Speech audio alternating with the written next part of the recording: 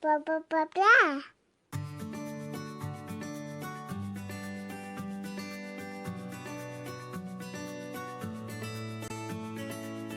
Welcome to the Our Forever Smiles podcast, a podcast created to support mothers of children who were born with clefts and those who love them.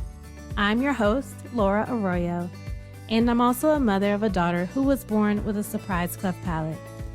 I know the challenges you face every day, whether you have just learned the difficult news of your baby's cleft lip or palate, you're in the midst of pre-op or post-op, or you're an OG cleft mom.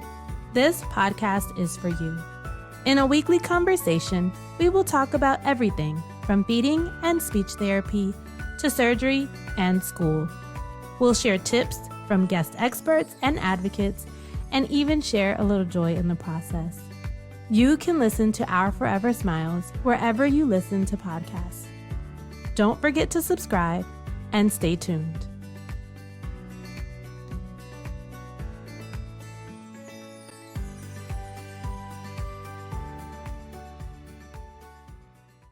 Hello, welcome back to the Our Forever Smiles Cleft Mom Diaries and Support podcast. I am Laura Arroyo. Thank you to all of our subscribers, new and old. I appreciate all of the support that we've received from this wonderful community. As you know, you can listen to us via Apple, Spotify, and everywhere that podcasts are available.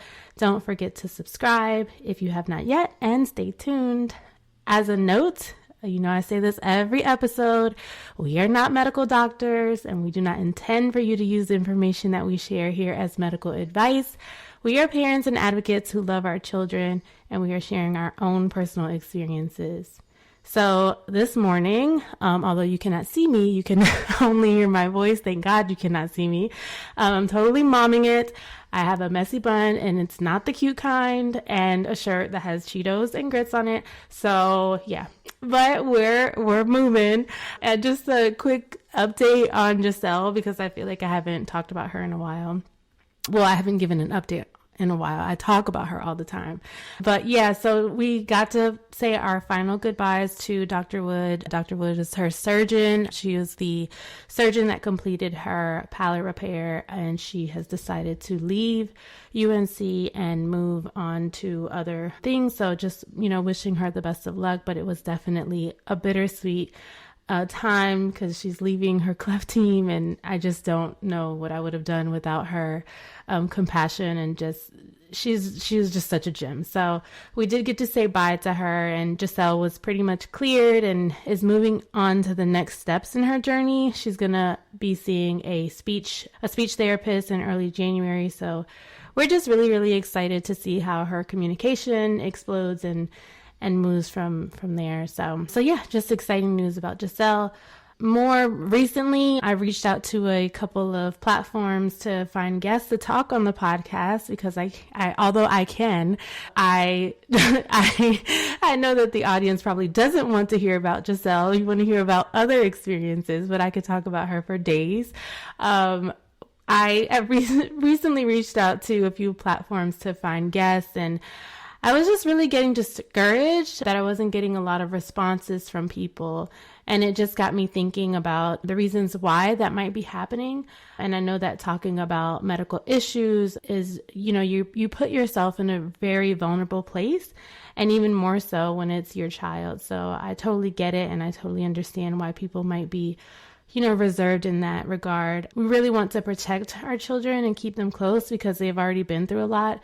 So I am actually really excited to welcome our guest today because hopefully our conversation will help parents and family members understand the cleft journey and also destigmatize the cleft journey so that more people will want to be open about their experiences. So enough about me, enough about Giselle, enough about my feelings. I'm going to go ahead and introduce our guest here, Courtney. Courtney is a 32-year-old mom from Northern Kentucky. When she is not playing with her cleft warrior, she enjoys playing video games and tabletop RPGs with her friends. She is also a board member of the Kentucky Odyssey of the Mind and spends time promoting creative problem solving for OMers, which she has to tell me what that is, across the globe. So welcome, Courtney. Hello. But thank you for having me. I know everybody's cleft journey is a little different. And definitely some people can just be closed books. They don't want to talk about it. The less they talk about it, the better. I'm the exact opposite. Yes, yes. I had a guest recently who said that she was, the opposite as well, and she really really wanted to be an advocate for her son, but her husband was not so much, and he's very much in denial about the entire experience. And so of course, when your other half is not kind of on the same page as you, it does become really hard to talk about these things. But yeah, so we'll just go ahead and jump right into the start of your journey. Now, is your son your only child? He is. He's our one and only, not because of the Cleft journey. We actually had the conversation when we first got pregnant about, like, in this economy, like, do we want to try for more? And no, we don't. Okay, I hear that. Cost of living is high. I totally understand you. I am actually also one and done, not because of the Cleft journey, but it really, I mean, just being a mom in general is really tough. But she's my only, but she's the last of three from on her father's side. And so I'm totally fine. I'm like, she has siblings. She's good to go. Like I don't feel like I'm depriving her in any way. She has a brother and a sister. So she's good. And so I'm just one and done. I didn't really enjoy being pregnant. The whole experience was not good. So when did you find out that you were pregnant? And I guess were you all trying? Like, was this expected or how did it all happen? So it wasn't a surprise. I had just taken my IUD out. We'd been married legally for about a year, but we had our wedding in like April of 2022. And so I want to say I got back from that like late April, early May. We got my IUD taken out. And then I was kind of like, I mean, it took my mom forever to get pregnant. So I guess I'll just get started now. And it probably won't happen for a few years. Yeah, next freaking month. Oh my goodness. We were kind of the same. It's like we weren't not trying. We weren't like trying, but we weren't not trying, exactly. And so it was like, if it happens, it happens. Yeah. And it literally happened. Like, it was pretty quick. So, so what was it? What was your husband's reaction when you found out? So my husband is a therapist, and that's really good because I'm a little loopy. And so I had just been feeling a little weird. I mean, I'm sure everybody can relate. You'd start peeing. Like, I think I went to a restaurant with some friends, and in the hour that I was there, I went to the bathroom 7 times. And my friends are like, "Are you pregnant?" And I'm like, "No, I don't think so. I'm fine." I was very pregnant. Oh, yeah. Mm-hmm. Yeah. Yeah, I feel like the 6-week, 7-week mark is the time that you start feeling all the feels. Like you, if you're the type to get nauseous, you start getting nauseous around that time. Oh yeah, if you yeah, pee a lot. That's when it all happens. On like a Monday night, I remember I have 4 cats too, so like I bent down to pick one to pet one, and I kind of gagged, and it was like, that never happens to me. What is this? So, like, the next day, I go and take a pregnancy test, and I was just expecting, the negative. And it immediately came up positive. And all of a sudden, I had not wanted anything as much in my life as that baby. Oh, my goodness. I started shaking. I will cry right now. Stop it. I'm getting there. I'm getting. Oh my goodness. Yeah. Okay, so I can imagine, that excitement that you were feeling and that you were having and that anticipation to be able to finally see your baby. So talk to me about, your first scans. Like, is that when you found out that your baby had a cleft? Or I know, oh wait, you mentioned that your husband said he knew before, which this is, yes, please share. So it's kind of, and you mentioned earlier about a previous guest and her husband, and I I feel bad because I couldn't imagine not having like my rock. His name's Drew, and he's even more go with the flow than I am. And we're sitting there at like our 20-week scan, and they're showing us everything like, oh, and we'd done like a blood test, so we already knew he was a boy. So, and they're like, oh, yep, he's definitely a boy. Here's that. Here's some hair. Here's his fingers. And then my husband goes, what's that? And like points at the screen and goes, does he have a cleft lip? And yeah, he, I love my husband. He's ADHD and like he's very blunt. No, it's just like, and I'm just thinking like, because that wouldn't have been like, the thing that I always say is like, before I had this experience, right? Not that you just don't think that things would happen to you, just the way that I thought about like cleft lip and cleft palate. First of all, I didn't even know palate was a thing. The first thing I think about when I would think about cleft lip, I would always think like, oh, third world country. Like, I never thought of it as an American problem. Like it's just, and not, what a privileged thing to say, but not like, it's just something I didn't think about. So that's the reason why I'm shocked that he, I don't know, I guess in that moment would have picked it up, unless he's seen it. Do you have any cleft lip or palate in your family? No. Oh, okay. No. No. He just looked up and went, that looks a little weird. Is that a cleft lip? I think we're like, the ultrasound person and I were both like flabbergasted. We're like, no. And I mean, very pregnant, very annoyed. And I was like, I made him feel like, why would you even say that? And then I can't remember. Oh, but I can't remember if it was before or I think it was after this. We started a birthing class, which that's a whole fun activity. They give you all sorts of visuals. And my husband would leave every day going, whew. Mm-hmm. Or just overwhelmed. And in the very first class, we're going around introducing ourselves. Like if we already knew the sex of the baby, knew the name, we'd say that stuff. And there was a couple that was like right behind us. And they were like, we're blank and blank. I'm not going to say their names online. And they're like, we just got our ultrasound. Our son has a cleft lip. And I was like, oh, like I couldn't imagine. And then my son had a cleft lip too. That's so interesting because it's like, were you thinking like, I don't know if you're like a religious person or like the way that you view, things, but like, I would have been like, this is the second time someone has mentioned this to me. Like, what is like happening?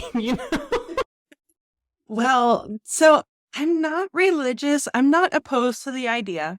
And there's something bigger out there, especially with like, there's a lot with this family that I just mentioned. There's a lot of coincidences. Their son was born a week before ours was in the same hospital, and they have the same name. And they had the same incomplete, like, right unilateral cleft lip. It's on the same side? Mm-hmm. No way. Now, are you close with this family? Obviously, we found, so I can't remember exactly how, but someone on her side of the family knows someone on my husband's side of the family. And Drew's cousin commented on one of my pictures. And then that person said, oh, hey, how funny. There's another baby with a cleft lip named Cal. And then like the mom looks and goes, I know that mom. She was in my birthday class. So we added each other on Facebook. The boys got to hang out before their surgeries. And now that everybody is all healed up, we're going to hang out again really soon. It's just really cool. Yeah, I love that. Okay, I feel like I'm getting ahead of myself because the story is just so interesting. I'm so sorry. Okay, so you me too. We'll never end. But so take me to when you saw the first ultrasound. The tech didn't say anything. You weren't concerned about it. Your husband pointed it out. Maybe he should get a job there, right? Right? I know. I'm like, man. Yeah. And So the listeners at home, you guys can't tell, but I'm a bigger gal. So, and I don't know why. I don't know if I love or hate this policy, but they wanted me to get, because I was considered high risk, they wanted me to get like a stress test every week. And then with the stress test, they do like a quick ultrasound. And that, you know what? Does it go by like BMI for them to like, okay, put you, okay. Because to be honest with you, I felt so like this is so weird. I was like, I kind of want to be classified as high risk. I want to see my baby more often than what you all are showing me. I literally only saw her like 2 times. And yeah, just twice. Well, yeah, the first one, which was the like where you can, I guess the 12-week one. I think, what is that? You can find out the gender. Another thing that we didn't do is we didn't know the gender until she was born. We decided to wait. Yeah, so I think it's that one. That's where you can find out the gender, and then the anatomy scan. And I only saw her those 2 times. yeah, oh my gosh. It was because I had other things to do other than like go once a week. But at the same time, I was like, I can never be mad at seeing my son. But I think I'd had 3 ultrasounds before that. Or no, 4. And then like I had people come with me to the 36-week ultrasound because by that point, they wanted me to go in once a week and do the non-stress test and then do the ultrasound. And it was my 37-week ultrasound. And I was like, oh, if I hear anything, like if I had any news, I would have heard it by now. So, oh my God, yeah, like he could have popped. I was trying to walk him out. Like, I think 2 days before that, we have a really fat cat. And I was just picking up the cat and like walking around trying to walk this baby out. And I'm kind of glad he didn't come at that point because that would have been, and it would have been a surprise. We would have dealt with it, but I liked knowing. And so it's the 37-week ultrasound. And at that point, I'm like, I would have already known if something was up. Like, I don't need my husband here. I don't need my mom here. She's busy doing her own thing. Whatever. I'll just go by myself. It's fine. And then, like, the ultrasound is doing her thing. She gets a little quiet. And she's like, has your doctor ever mentioned anything about a cleft lip? And I'm like, no. Was it the same tech? No, it was a different one. Husband identified? Okay. I'm like, so. Oh, I would have been like, no. But my husband. Right. If it was the same tech, I would have been like, he told you, like, yeah. I gave him so much crap for that when we got home, too. Like, oh my God. Like, just like joking. Like, I wasn't mad and harboring on it, but I was like, oh, yeah, because he's got a cleft lip. So what were your initial feelings, right? Because, I've had previous episodes and I don't know what the reaction is going to be from people because I do laugh a lot. And I always have to tell people, like, I'm not laughing at the situation. I'm just laughing at the absurdity of everything. And I just laugh. Like, I'm a lighthearted type of person. And so, but. Oh, yeah. Oh, I will laugh through anything. Yeah. But if you caught me during the time when all these things are happening, right? Like, mine came as a complete shock. I didn't find out until she was actually born. And so I was, the amount of worry and just fear and just anxiety over how to take care of her just really was overwhelming to me. And so where did your mind go when you found out, like when you knew for sure? So yeah, so with the ultrasound tech, she asked me about that. And then she's like, "Okay, I'm gonna go get a doctor. She's gonna look over this. I'll be right back, right back." And then so 15 minutes later, like I was sitting alone in that room for 15 minutes. And at that point, I took a picture of the screen, which you're not supposed to do, but whatever. And then I'm going back through his past pictures, his past ultrasounds, and then I see it. And I'm like, yeah, he definitely has a cleft lip. Okay. Okay, whatever. And then the doctor comes in and she's like, "I'm really sorry to tell you, but your son has a cleft lip." And I'm just like, okay, should I call Cincinnati Children's now or do I wait until he's born? Like, my brain's already gone, okay, and then gone to the next thing. And then she's like, trying to tell me some of the next steps. Does your mind go there because you've already met parents that had like a cleft lip? Like, how did you even know who to call? So that family, the family that our sons are really connected, they'd mentioned that, yeah, he has a cleft lip. We've already had our initial appointment with Children's. And so, like, I got the news and I'm immediately like, okay, so this is what they did. I'm really far behind. What should I do? Because I didn't find out till 37 weeks. And I'm already like, okay, yes, and on to the next step. And then the doctor like puts her hand on my arm and looks at me and she goes, "You're taking this news really well." And then my brain went, is this bad news? Am I not supposed to be taking this well? And then that's when I freaked out. Yeah, it's almost like, do you know something that I don't know? Or, yeah. Right? Yeah, I'm like it's a lip. Like, it's okay. Even if there's palate involvement, like, it's okay.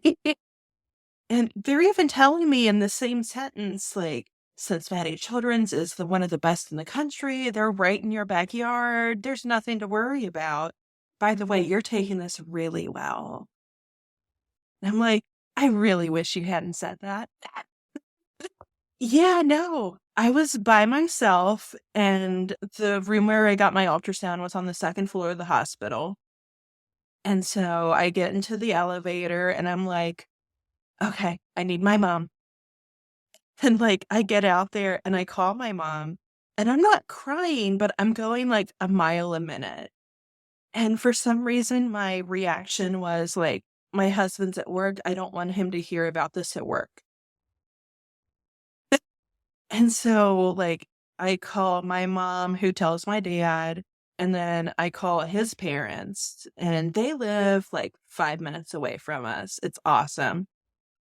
So, like, I went straight to their house after. Oh, that's great. Because that Oh, way, yeah. well, you had someone, arms to run into. Because that, yeah, no, I can imagine. I can imagine Yeah.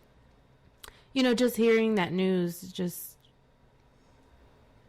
how you, I feel like the thing that we fear is that maybe we're like being too dramatic about it or something, or even wanting to talk about it all the time is one thing that I really felt like I ran into a lot, just like kind of feeling like I was being annoying to people when I actually really wasn't. Like, looking back, I probably should have talked more about it, but yeah, just having, a support system that's like so close is like, wow. Yeah.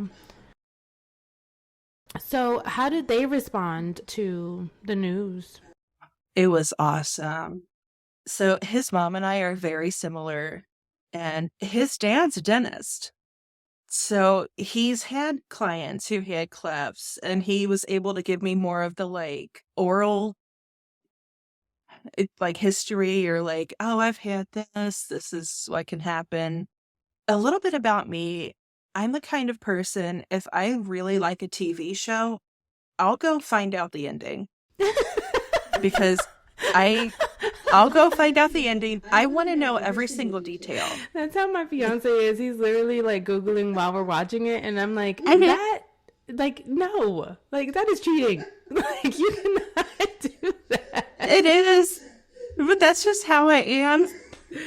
Especially if it's like a documentary. He's like, I want to know if they died. Like, I just Oh my know. I God. want to know it now. I want to know if they went to jail.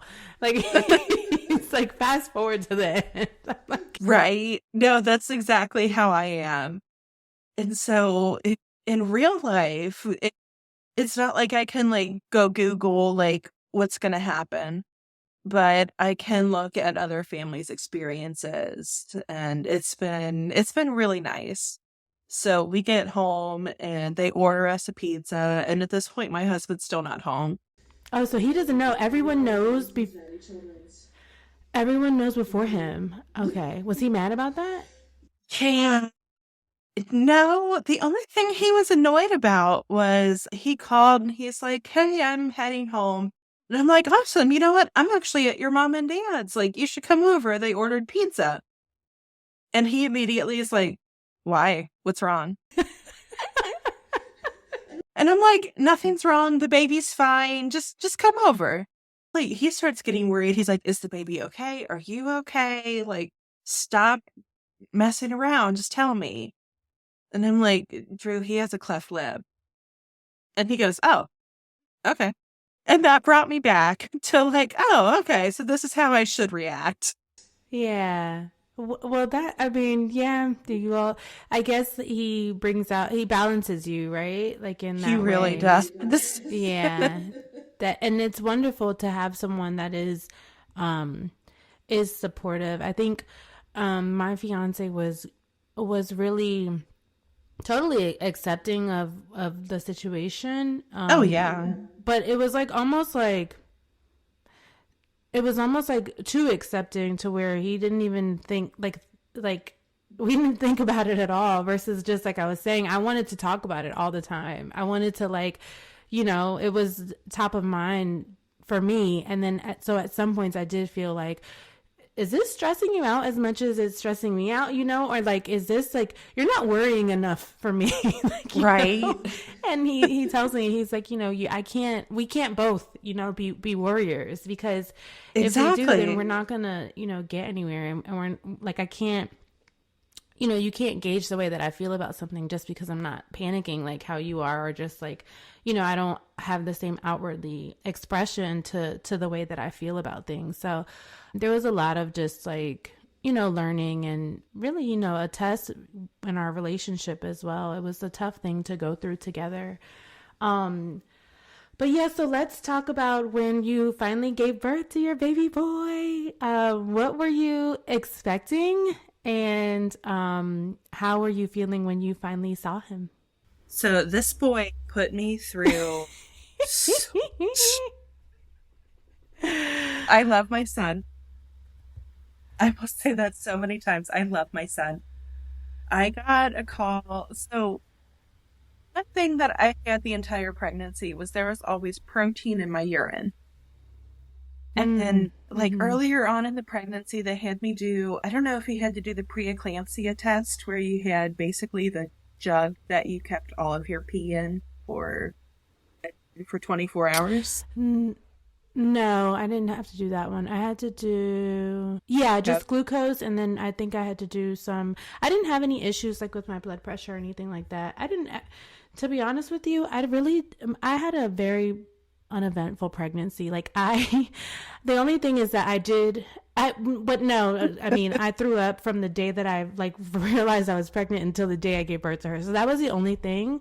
And I had crazy indigestion. And if the Hmm. myth of having lots of hair is true, then it's true, because she literally came out with the same amount of hair that I have on my head now. So Oh my God. yeah, yeah. Oh, I'll explain it for the listeners at home. Anybody who hasn't had the absolute pleasure of collecting their pee for 24 hours. It's disgusting. It is especially, I had to take Zofran the entire pregnancy because I was just the smallest thing. as soon as I felt hungry, I had 3 minutes to get food in my mouth, or else I was just throwing up, dry heaving, everything. Oh yeah, I had a little bit of that Like it too. was just, I was very much like I need a snack immediately. So and sometimes he wouldn't like the snack, and then he'd return that, and it was just.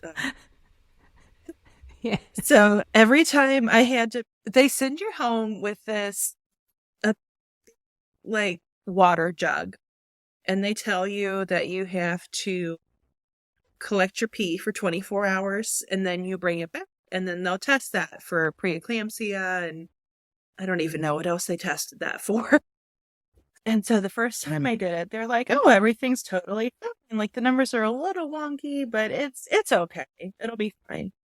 And then later on, one of the midwives was like, "You're still just having like protein in your urine. I'm just a little concerned. Let's do it again."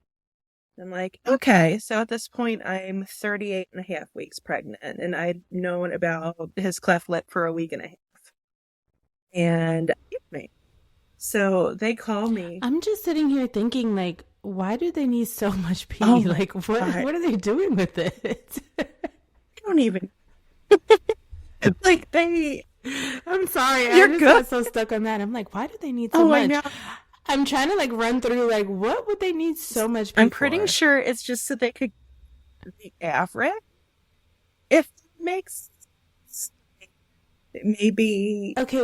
Oh, okay. I see. Yeah, I like see. if you only go to the Yeah. doctor. Okay, that Yeah, makes like if sense. you only go to the doctor like what a certain time each day, like maybe that pee has too much protein, but the rest of the day it's fine. So yeah, Yeah, I see. Makes sense now. Okay. it's you're good. Thank you. It's a it's a disgusting thing. You have to like collect and then dump it in this yellow thing, and then you have to. I'm sorry, mine was like an orange jug. You have to keep that jug in your refrigerator. It was it was awful.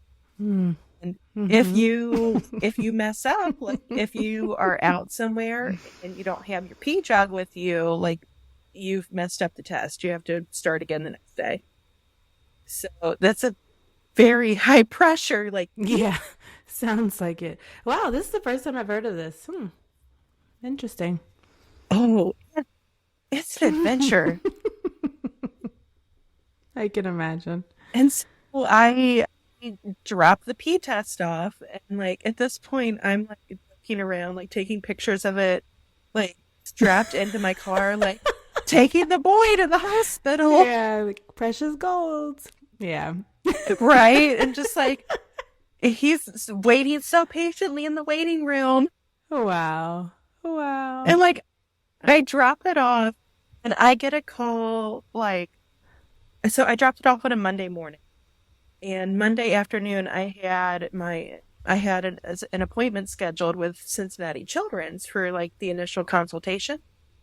Hmm. I'm pulling out of my driveway, and like my mom's in the car with me, and we're heading to Children's. I'm pulling out of my driveway. I get a call from the hospital, and they basically tell me like, "Okay, so here's the plan. You officially have preeclampsia. You Mm. are going to go eat a very big dinner around 4 o'clock. And at 6 o'clock, you're coming to the hospital to get induced." And I'm like, "Oh, okay." Yeah. And Yeah. it's like 1 o'clock at this point, and I'm still trying to drive to the like Cincinnati Children's because I'm like, well, I have this appointment, I need to keep it. And my mom's like, "No, turn around." The same thing happened. Well, something happened to my friend that similarly. They were like, "Your blood pressure is like so high. You need to come to the hospital right now." And she's like, "Okay." And then she like hangs up the phone and like finishes doing. She's like, "I have to finish doing what I was doing, like to set me up because I know once I get there, I'm literally gonna be stuck. Like, well, obviously, you're having a baby, crazy, like you know." But it was just so like her to do this. She's like, they're like, you need to come in right now, like finish, whatever you're doing and come in. And she's like, I'm going to go home and do it and tidy up and do all these things. And yeah, so yeah, yeah. I got about halfway to the interstate, and my mom finally, like, my mom calls my husband and is like, "You tell your wife to turn around." And he's like, "Honey, I really think you should turn around. I think we need to prepare," because I was scheduled to get induced, and I want to say like March 9th. And I ended up, I got this call like February 26th. So it was about a week away, and I still had some packing to do. And so I really think you should turn around. So fast forward to like getting there. That was on a Monday night that I got the call. They did Cervidil for like 24 hours. That didn't do anything. And finally, Wednesday at like 11 o'clock, my water breaks. And at this point, I've been in the hospital for 2 days. They don't feed you. But anytime you like think about eating, they're like, okay, well, just so you know, you can't get an epidural for 8 hours or 6 hours or whatever it was. And so I'm like, oh, well, okay. I guess I shouldn't eat anything. Oh my goodness. And so, yeah, that was a fun 2 days. Finally, Wednesday There's night. no way that can be true, though. So I listened to a few doctors, and I know why they do it. They do it because if you need an emergency C-section, they don't want you to accidentally like throw up on the table and asphyxiate, which I get that. Yeah, that's true. It's such a small percentage. And like, yeah, this is, now that I've gone through it, like, this is a hill I will die. Like, moms need to eat, they need the energy. Yeah. Yeah. And it's also like I simply feel like it's not because so for in my situation, like they wouldn't even take me in because my water didn't break. God. So they were waiting until I met the 5 centimeters. So oh my God, I was in so much pain. And then when I finally got there, I was 8 centimeters. They let me have the epidural anyway. And I'm pretty sure I ate right before I got there. So, you know what I mean? And they didn't even ask me that. So it was like, I was at the point, I was in labor for like 3 days. And like literally, I called them and I was like, this is cruel. And I cannot believe you all are doing this to me. But it was really like, this is cruel, and I cannot believe that you're making me wait, and I just can't take it anymore. You have to take me. So yeah. Anyway, oh my this God. Isn't about me. That's just unbelievable. Yeah. No, you're good. So finally, like, my water breaks at like 11 o'clock, and they're like, all right, well, you're 4 centimeters. I'm like, oh, awesome.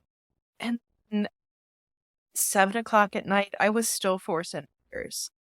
And I was like, I'm not spending another night in his hospital without a kid. Like, so I had midwives, but I looked at the midwife and I was like, at what point can I request a C-section? She was like, and she'd seen me. She knew how miserable I was. And she basically told me, just say the word. And I was like, okay, I'm going to wait for one more check. If I don't progress at all, like, I'm getting a C-section, get him in. And by that point, we talked to both of our moms, and we're like, I don't know how long Courtney's going to be down. We might need more help than we thought we would if she gets a C-section. And we made sure everybody was on board, and then they did one last check. I think I maybe gone another like half a centimeter. And I was like, no, I'm done. Get him out. And I think I made that decision around like 7:30, and he was out in the world by 8:20. Oh, wow. Wow. And I was so tired by then. Like they put him over the blanket. Like, here he is, Mama. I was so tired. I just looked up and yeah. That's so funny because my fiance said the same thing. He's like, you didn't have like much of a reaction, and I'm like, I'm like, honey, you have to understand, like, I'd been in labor for 3 days. Like, I literally, first of Yeah. all, I was in shock. Just like, there's so many things going on. It's like you're trying to make sure you're not like, because they're still working. Like, they put the baby on you, but they're still like, people are moving on around you and like doing their thing and making sure, you're safe and just fine. And I had Oh the yeah. same thing. He told me, he's like, you didn't have the reaction I thought you would. And I'm like, well, it's just a lot going on. Yeah. But yeah, I also had midwives as well, and they did this. They I don't know whether they would have suggested. Well, they would never suggest a C-section, but had I asked for one, they would have allowed it. But so back to what. So you were at four Yeah. centimeters, and were you feeling it, like, or was it I had already had an epidural by then, okay? mostly because I had a belly monitor on. This is totally me just being Mm. lazy. I had a belly monitor on, and I could only lay a certain way because he didn't like if I moved at all. I could only lay a certain way, but Mm. every time I laid that way, it was right on my bladder. I had to pee. So finally, I was like, Mm. okay, like once this water breaks, like I was telling people, I can't wait to get this epidural. Can't wait to not have to get up and go pee.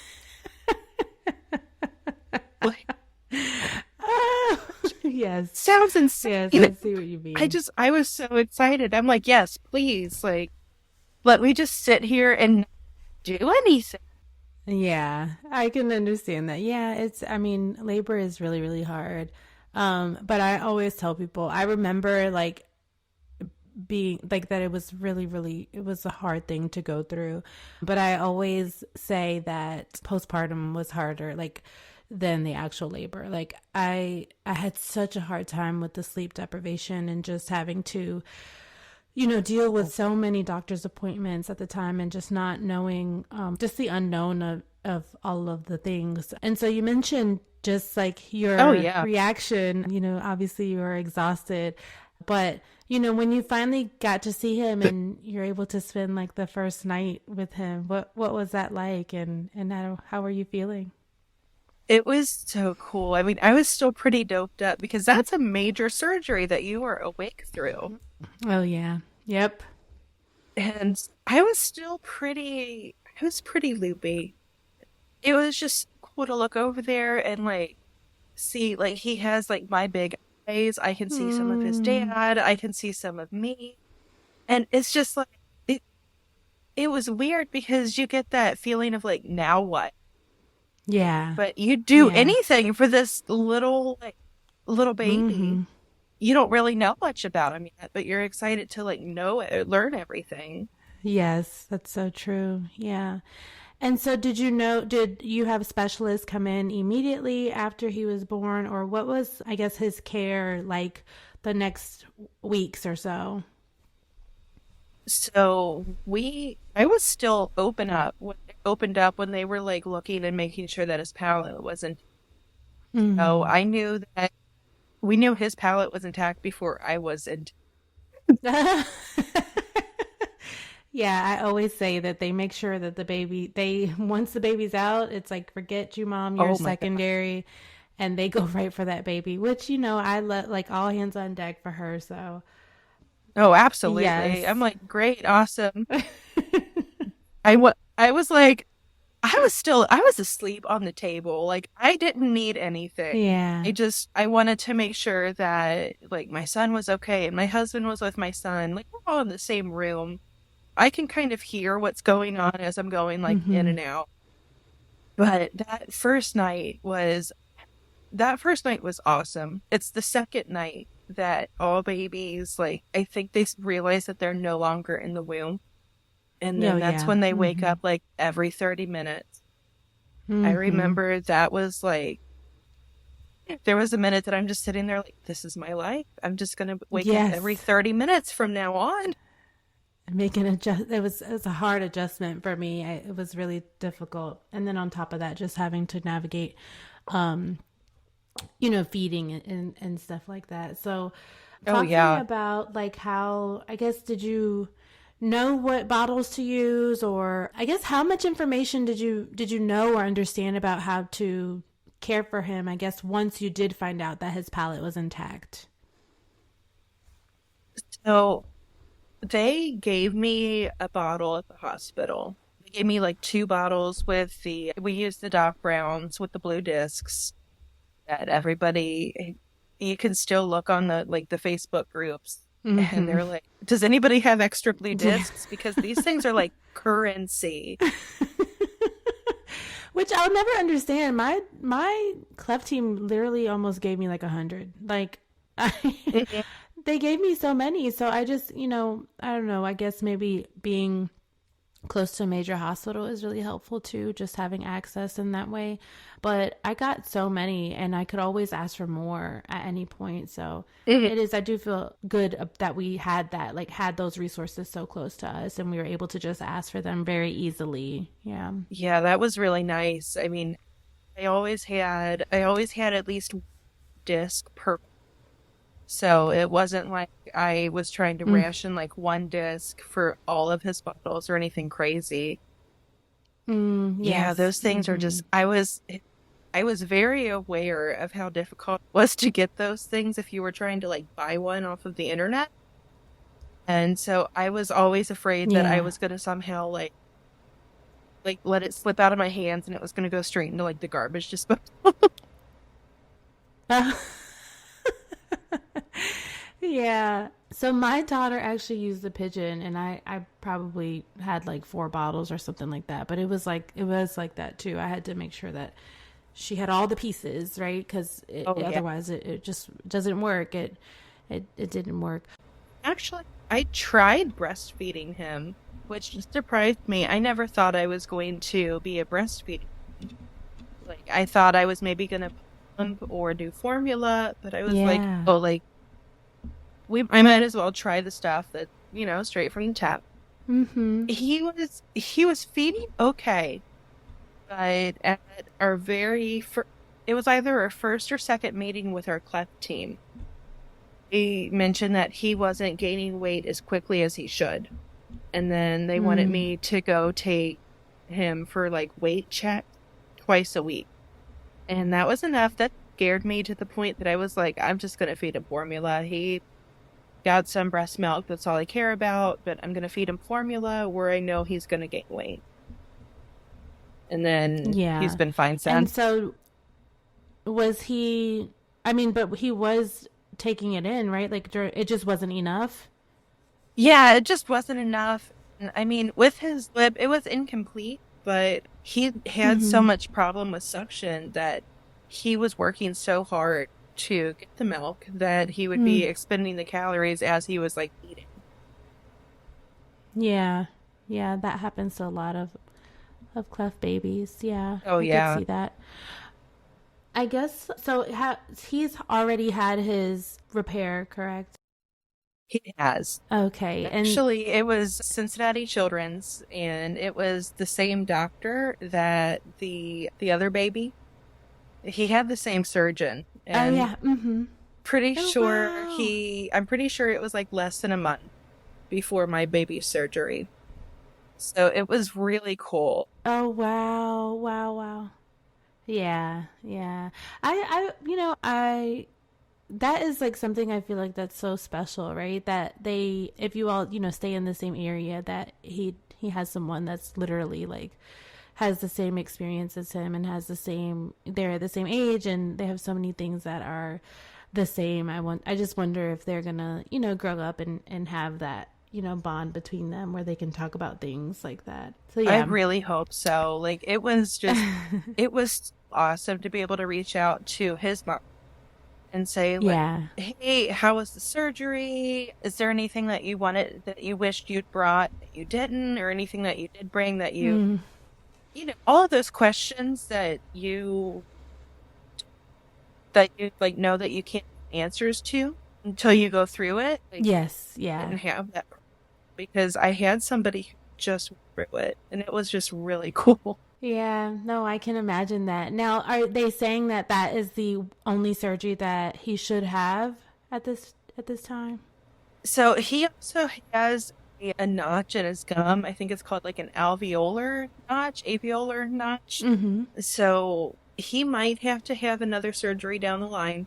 Kind of depends on how his gum is once his teeth grow in, but that's not something that we're going to know until he's Mm, like 6 or 7. And but he had gotcha. they Okay. did a rhinoplasty, a septoplasty, and the lip repair all at once. So in theory, this should be it, unless there's something with his gum. Yeah. Yeah.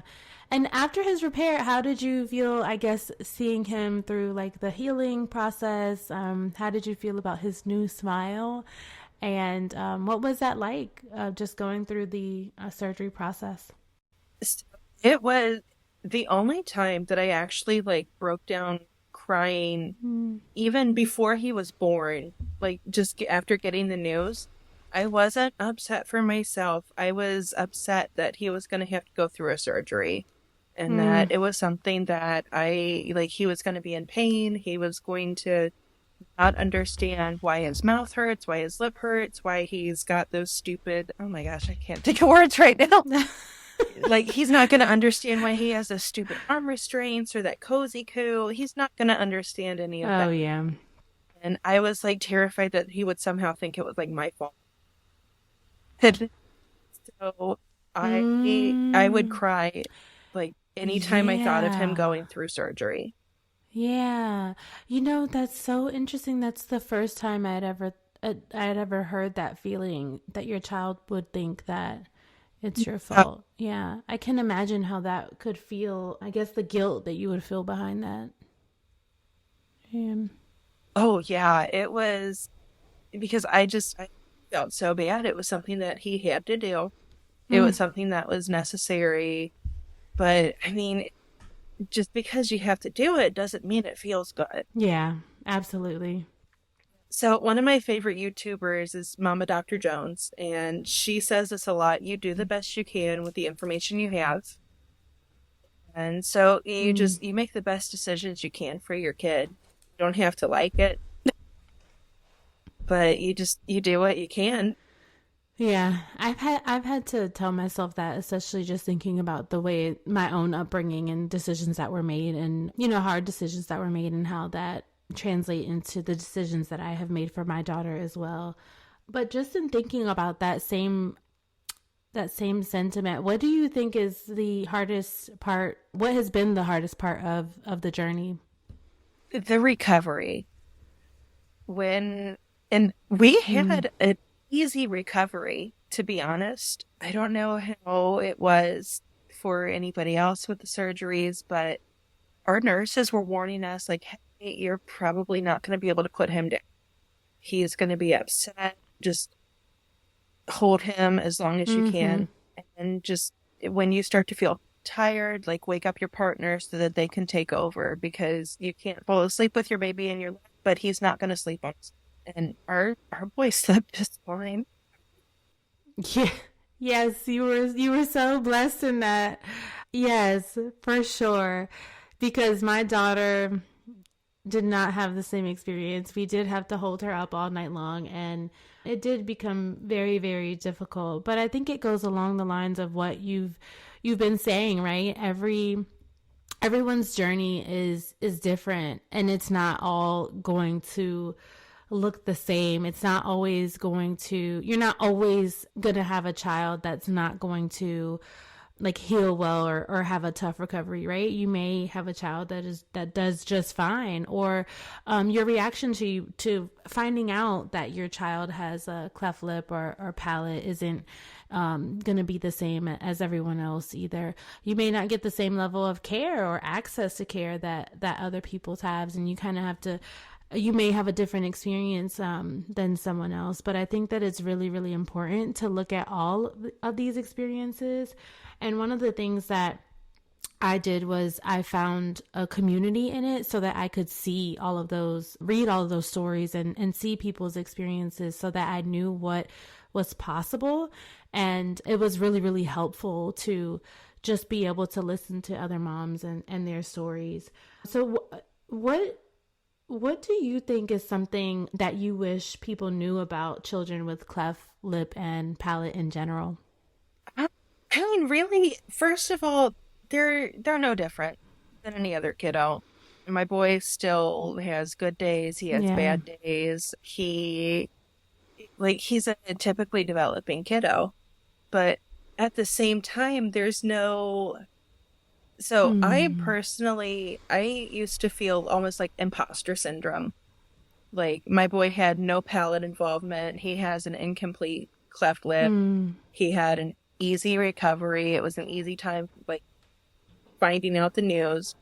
And like everything was like in comparison to some of these other stories easy. And so I was like, why am I talking about this? And then I'm like, well, first of all, Yeah. it's nice to hear that it's not all scary.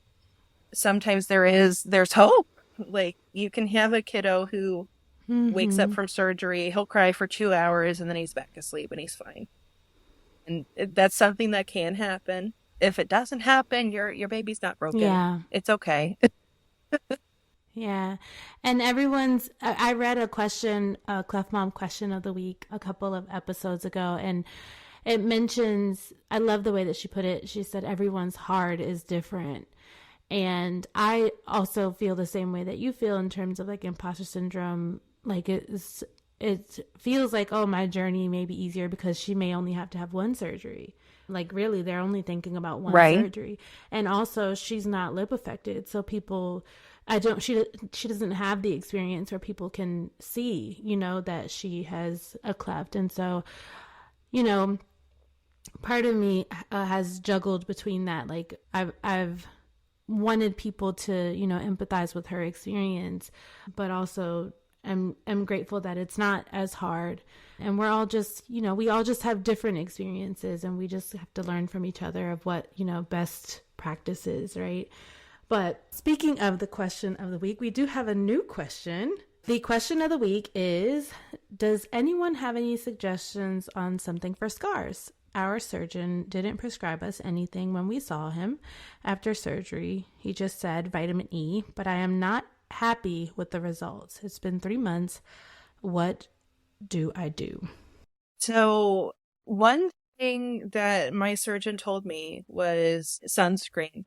Whenever he's outside, sunscreen, like it's the middle of November right now. And we take him to the zoo, we put sunscreen on his lip. So that's one thing. And then scar massages. So I'm a receptionist at a therapy practice. So I am not a medical professional, but as somebody who's close enough to the field, if you're not satisfied with your care, seek a second opinion. Advocate, seek a second opinion. If your doctor isn't listening, there's another doctor who will. I mean, you can hardly tell. He was 5 months old when he had a surgery. It's been less than 4 months, and you can hardly tell. And we weren't even good about the scar massages. He hates those things. I'm not gonna put him through that. But I recently took him to a speech language pathologist because I was worried about some feeding stuff, which ended up being fine. I'm just know more than I should. Like I know too much for my own. So like I took him there and I was like, does he have a submucosal cleft? I've been doing XYZ. And she's like, you know a lot. I'm like, I know too much. Thank you. And that kind of goes back to the looking up the ending before I watch the show. And that's as close as I can get in real life. Like I don't know how I didn't know how the surgery was going to go. I didn't know like how his teeth were going to grow in or anything like that. And I mean, a lot of that's still to, but closest I can do is I can do my research. But I took him to the SLP. She complimented the surgeon. Wow, it's so symmetrical. Shout out to Dr. Pan and the team at Cincinnati Children's Hospital. They are amazing. Yeah, that's wonderful to hear. Yeah, absolutely. I think it is, you can, as you suggested, this is what worked for your child is the sunscreen, but also, as you said, it's like, right, the surgeon is really, really important. So it's just important to do your research before and after, and also get second opinions. So what do you, Absolutely. and this is in closing, what I like to ask every guest is, what is the biggest lesson that you've learned along your journey? Every journey is different, and that's okay. You don't need to feel imposter syndrome if your journey's a little easier. And really, it's still not that easy, even when it's easier. Um, every journey is just a little bit different. Absolutely. Absolutely. Well, I want to thank you, Courtney, for joining us today for the podcast. You are absolutely welcome to come back if you want to talk about anything else here. I always leave places or interviews or when I have to do any public speaking engagements and I'm like, oh, I should have said this or I should have talked about this. So there's no time limit on this. You can always come back and talk about the very things that you think about, later on. So Well, yeah. thank you. Always welcome, always welcome. But yeah, thank you for listening to our Forever Smiles Cleft Mom Diaries and support. Be sure to subscribe and submit a review of the podcast wherever you listen to podcasts. I hope that you've enjoyed this audio experience. Maybe you cried a little, laughed a little, but more importantly, I hope that you feel a little piece of reassurance and even joy in your journey. Talk to you next week.